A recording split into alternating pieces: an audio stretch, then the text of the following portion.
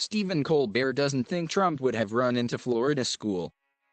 Welcome to Best of Late Night, a rundown of the previous night's highlights that lets you sleep and lets us get paid to watch comedy.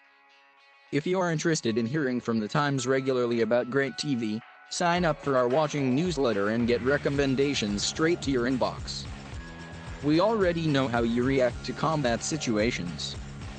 President Trump said on Monday that he believed he would have run into the Florida high school where a gunman opened fire this month, even if he'd been unarmed. Stephen Colbert reacted with disbelief to that statement, then he bore down and reminded his audience that the president avoided military service during the Vietnam War.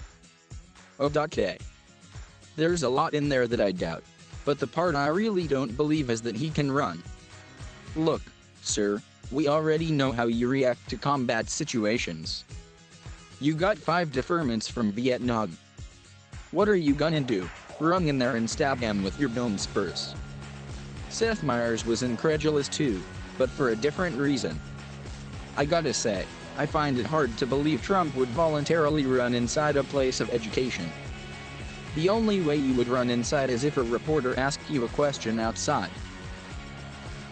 Many companies have decided to cut ties with the National Rifle Association after the shooting in Parkland, FLA, provoked a public outcry over gun violence.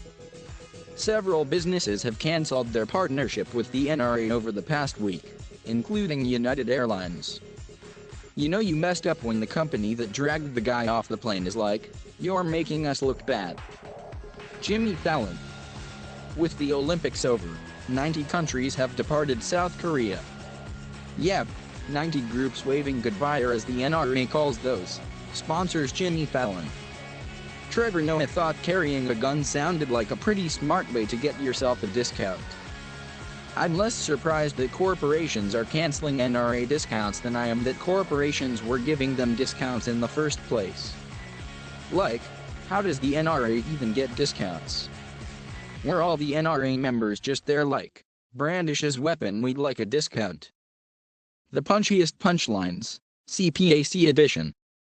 A new CNN poll has found that Democrats have a 16-point lead over Republicans in a generic congressional ballot. Which means that with a little hard work and some elbow grease, they can still blow this thing.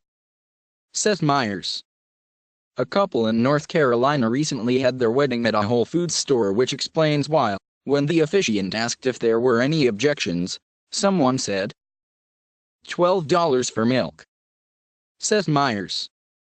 At the annual meeting of conservatives called CPAC, a woman who criticized Donald Trump was booed and escorted out by security. Yeah, this is the third time this has happened to Melania. Conan O'Brien. The bit's worth watching.